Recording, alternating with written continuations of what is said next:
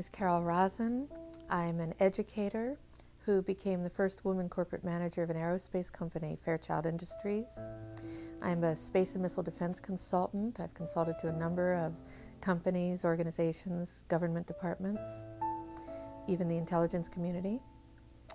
I was a consultant to TRW, working on the MX missile. So I was part of that strategy, which turned out to be a role model for how to sell space-based weapons to the public, the MX missile being yet another weapon system that we didn't need.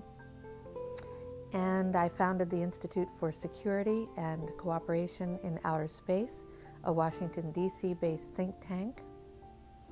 I'm an author and have testified before the Congress, the President's Commission on Space, and to a number of committees of that kind of relevance.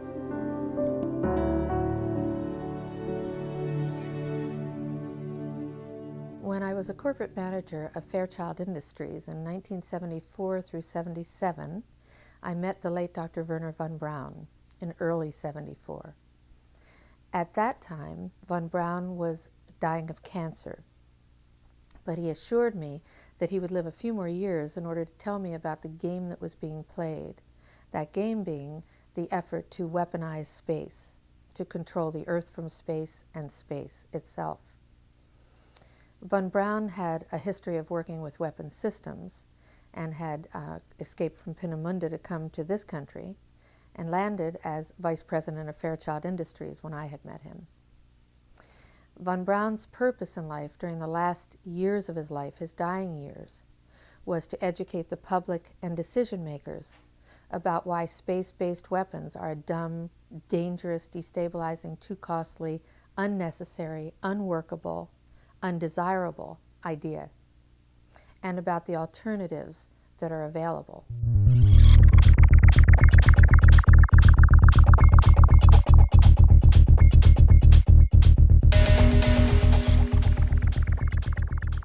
Well, the concept of a space force is not new. And plus, as a thing to do, we've done something like this before.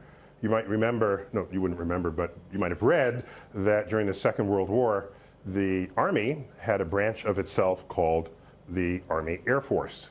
And once we learned that this theater of operations, this sphere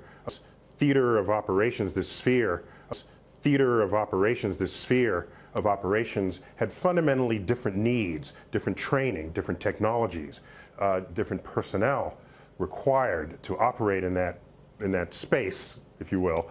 The Air Force then split away from the Army and became its own branch. And so generally I'm not one to second guess generals, but the extent that if we make a space force, what I'd like to do is add a couple of things to its portfolio. For example, why don't you check out asteroids to see if one has our name on it? Why don't you check out asteroids to see if one has our name on it? Why don't you check out asteroids to see if one has our name on it and could render us extinct? And don't just tell us that we will become extinct, do something about it.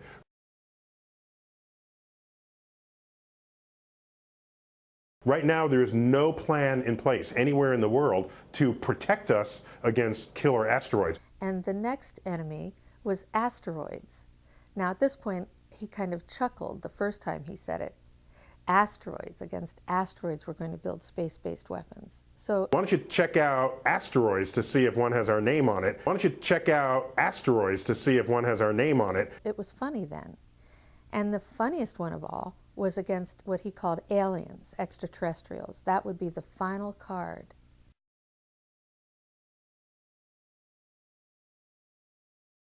And over and over and over during the 4 years that I knew him and was giving his speeches for him, he would bring up that last card. And remember, Carol, the last card is the alien card. We're going to have to build space-based weapons against aliens. And all of it, he said, is a lie. A lie. I think I was too naive to know at that time the seriousness of the nature of the spin that was being put on the system. And now the pieces are starting to fall into place. We're building a space-based weapon system based on a premise that is a lie, a spin. And Werner von Braun was trying to hint that to me back in the early 70s and right up until the moment when he died in 1977. So people, I think, have conflated the concept of a UFO with whether we're visited by aliens.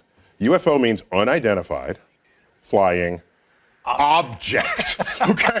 This is a highly nonspecific term. Yeah. It is so nonspecific, it admits you don't know what you're looking at. But what's driving that thing if not a space alien? It's unidentified. Okay. So That's not good enough. well, so the universe brims with mysteries. And so just because you don't know what it is you're looking at doesn't mean it's intelligent aliens visiting from another planet. It was funny then.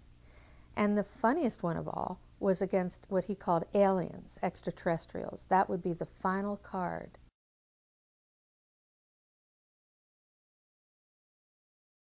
America's vital interests in space lost out to special interests in Washington, except, of course, for the senators and congressmen here. They would never do it, right, Dana? But all of that is changing. We know that. My administration is reclaiming America's heritage as the world's greatest spacefaring nation.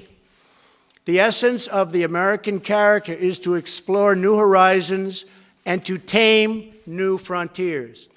But our destiny beyond the Earth is not only a matter of national identity, but a matter of national security. So important for our military, so important, and people don't talk about it.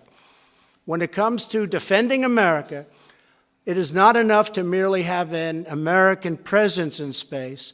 We must have American dominance in space. So important. Very importantly, I'm hereby directing the Department of Defense and Pentagon to immediately begin the process necessary to establish a Space Force as the sixth branch. Good morning. My name is Carol Rosen. In 1974, after being a sixth grade school teacher, I was introduced to the late Dr. Werner von Braun in the U.S., the father of rocketry. In my first meeting with him, during that first 3.5 hours, he said to me, "Carol, you will stop the weaponization of space." And I said, teachers don't stop until June. He said, "No, you have to understand. This is February.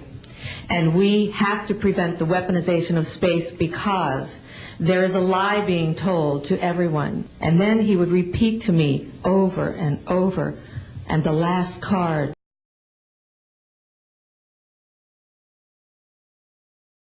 The last card would be the extraterrestrial threat. So the universe brims with mysteries. And so just because you don't know what it is you're looking at doesn't mean it's intelligent aliens visiting from another planet. And the last card would be the extraterrestrial threat.